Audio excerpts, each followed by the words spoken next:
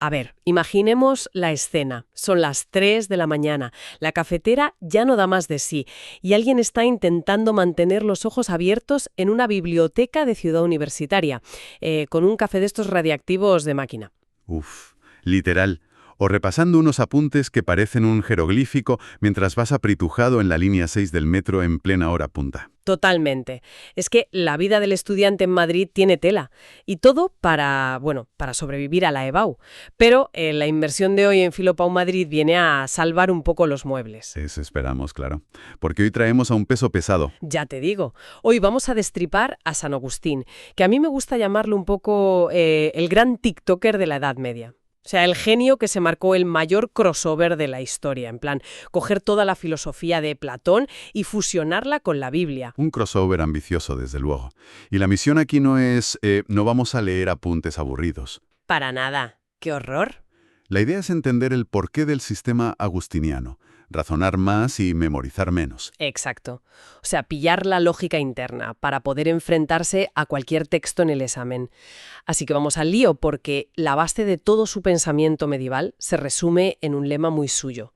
El famoso comprender para creer, cree para comprender. Que es una frase que lo cambia todo, porque rompe con esa idea a veces un poco estereotipada de que en la Edad Media la razón y la fe estaban peleadas a muerte. Claro, como si fueran incompatibles. No. Eso es. Para Agustín no compiten en absoluto, o sea, hacen equipo.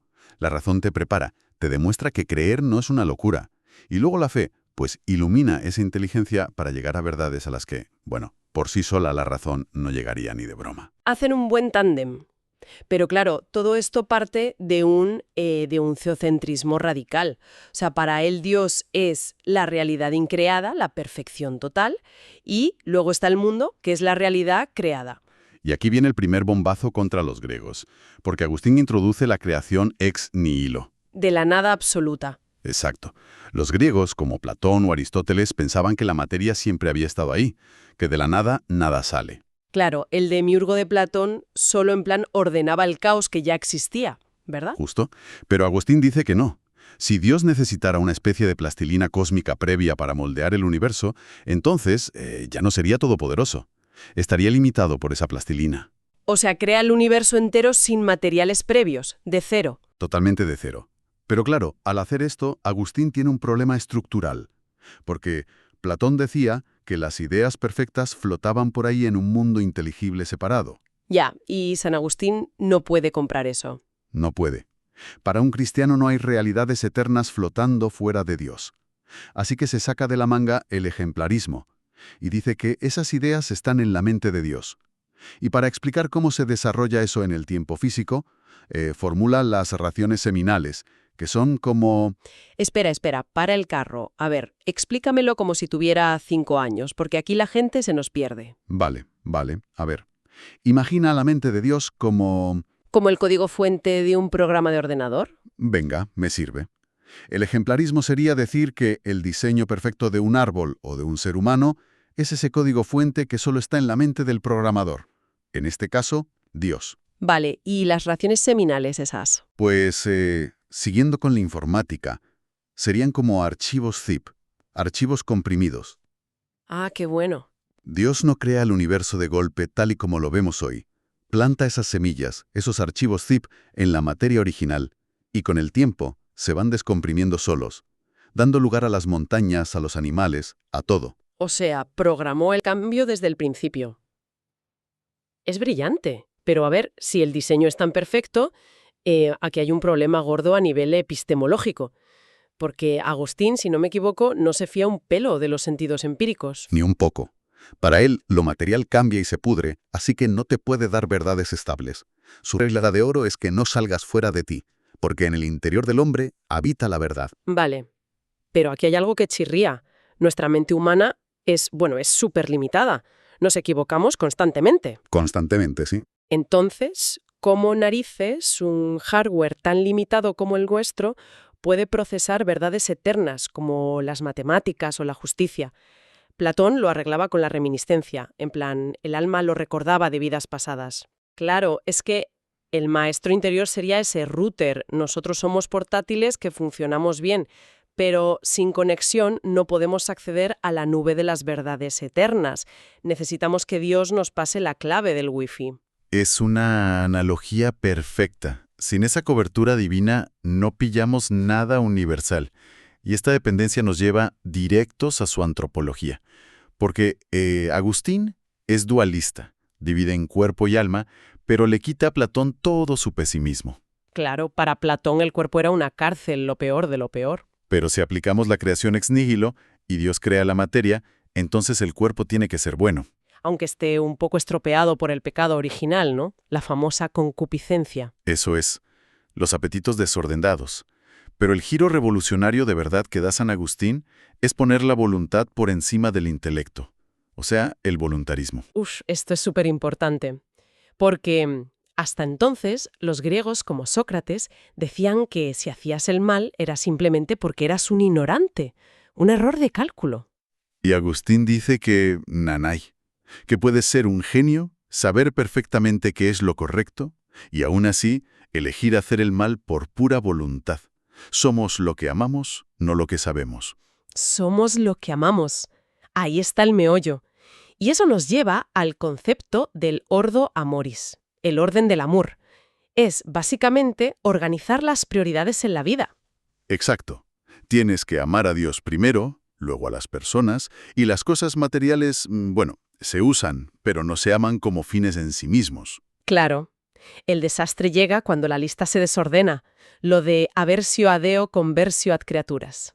Darle la espalda a Dios para volcarse en las criaturas materiales. Total. A ver, bajándolo a la vida real, es como si alguien se compra el último iPhone y lo trata como si fuera el fin supremo de su existencia, y encima usa y pisotea a sus amigos para conseguir estatus con el móvil. Literal. Hayas roto el ordo amoris por completo. Estás amando las cosas y usando las personas. Y esto conecta directamente con el problema del mal, la famosa teodicea, porque si Dios es puro amor, ¿de dónde sale todo este desastre? Los maniqueos decían que el mal era una fuerza oscura equivalente al bien, pero Agustín no compra eso porque limitaría el poder de Dios. Así que concluye que el mal no es una sustancia, no existe por sí mismo. Es una privatis boni, una privación del bien. Exactamente. Igual que una sombra no es una materia oscura, sino la pura ausencia de luz. A mí me encanta explicarlo con un queso gruyère. A ver, ilumíname. O sea, los agujeros del queso gruyère no están hechos de nada. El quesero no coge un ingrediente que se llame agujero y se lo echa. Los agujeros son, literalmente, la falta de queso. Qué buena metáfora. Pues el mal moral es igual. Son esos agujeros que genera nuestra voluntad cuando decidimos apartarnos del bien supremo. Y eso nos lleva a un punto bastante peliagudo de su filosofía. Vamos a bajar un poco el ritmo aquí, porque esta es de las que hacen pensar a quienes nos escuchan. Adelante. Agustín dice que nuestro libre albedrío tiende por naturaleza a equivocarse por egoísmo y que solo somos verdaderamente libres, lo que él llama la libertas, cuando recibimos un regalo, la gracia divina, que sana nuestra voluntad. Así es. Sin gracia, estamos abocados al fracaso. Pues ahí va la gran pregunta. Si necesitamos por fuerza que un agente externo, Dios, venga a reparar nuestra voluntad con un parche para que podamos elegir el bien, ¿somos realmente los autores de nuestras buenas acciones? Uf. O sea, ¿no es el libre albedrío humano en el fondo una ilusión trágica? Si sin esa ayudita divina estamos perdidos. Es una paradoja tremenda, sí. Agustín se defendería diciendo que la gracia no te obliga, no te quita la libertad, sino que te libera de tus propias cadenas de egoísmo para que puedas elegir de verdad. Ya, pero sigues dependiendo ontológicamente del Creador al 100%. Sin duda. Y fíjate que esta misma dinámica de caída, egoísmo y redención es la que Agustín proyecta a nivel macro, en la sociedad. Pasamos de la ética a la historia. Que, por cierto, él se inventa la filosofía de la historia lineal, ¿no? Completamente. Los griegos veían el tiempo como un círculo eterno, civilizaciones naciendo y muriendo en bucle. Pero Agustín rompe ese círculo y traza una línea. Creación, encarnación y juicio final. Principio y fin. Exacto. Y dentro de esa línea de la humanidad, divide a la gente en dos bandos, las dos ciudades. Pero ojo, que no son países físicos. Son ciudades místicas basadas en ese ordo amoris del que hablábamos. Eso es. Tienes la ciudad terrena, Babilonia, que está impulsada por el amor a uno mismo y la libido dominandi. el deseo de dominar al prójimo. Justo. Y por otro lado, la ciudad de Dios, la Jerusalén celestial, movida por el amor a Dios. Y a mí lo que me fascina es que están mezcladas, o sea, están peregrinando juntas por la tierra. Es como... Como tu metáfora del metro de antes, ¿no? literal. Imaginemos un vagón de cercanías. Ahí va todo el mundo mezclado.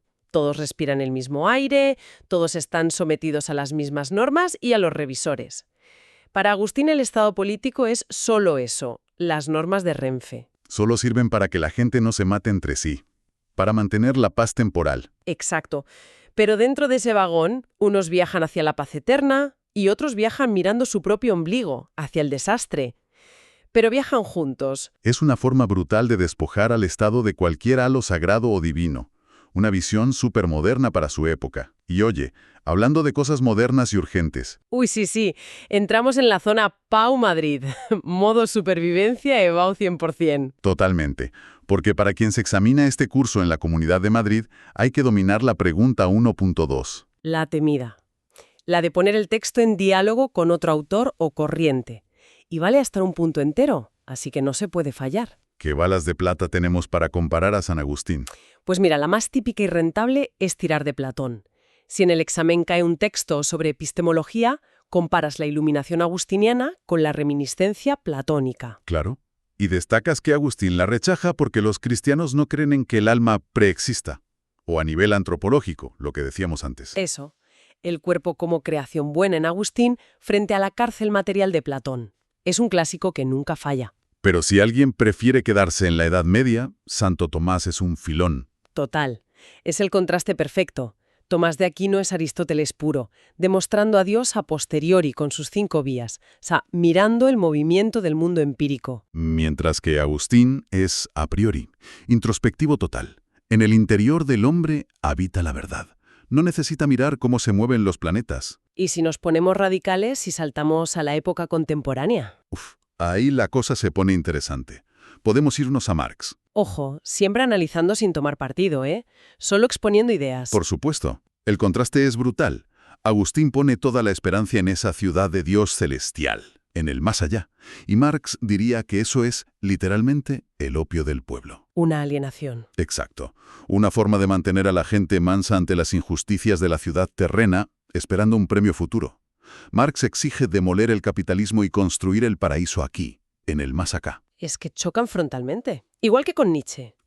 Nietzsche y el resentimiento, claro. Eso es. Nietzsche diagnostica todo este ordo amoris, de humildad y sometimiento a Dios, como moral de esclavos. Para él, inventarse un mundo celestial es solo una forma de huir de este mundo, por puro resentimiento. La muerte de Dios nietzscheana sería justo el intento de liberar esa voluntad de poder que Agustín consideraba tan pecaminosa. O sea, para lucirse en el examen hay muchísimo material. Pero, regla de oro para los correctores de Madrid. Las palabras mágicas. Hay que soltar la terminología técnica sí o sí. Creación ex nihilo, privatio boni, ordo amoris. Raciones seminales, iluminación divina. Exacto. Si se entienden esos conceptos y se explican, se tiene la mitad del examen en el bolsillo. No es escupir datos, es conectar ideas. Así es como se aprende filosofía de verdad. Pues sí. Y con esto hemos sobrevivido a San Agustín.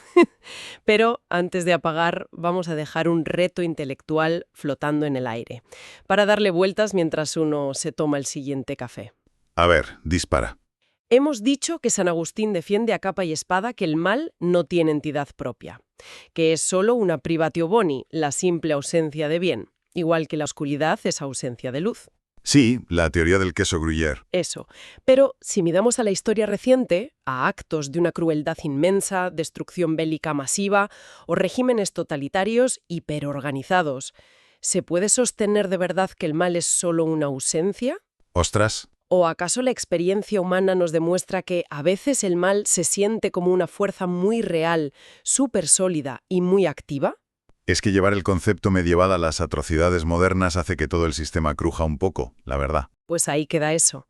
Una pequeña grieta para pensar en ella. Ojalá esta inmersión haya servido para arrojar un poco de luz divina o de wifi sobre San Agustín. Nos escuchamos en el próximo análisis a fondo de Filo Pau Madrid. Hasta la próxima. Y ánimo con el estudio.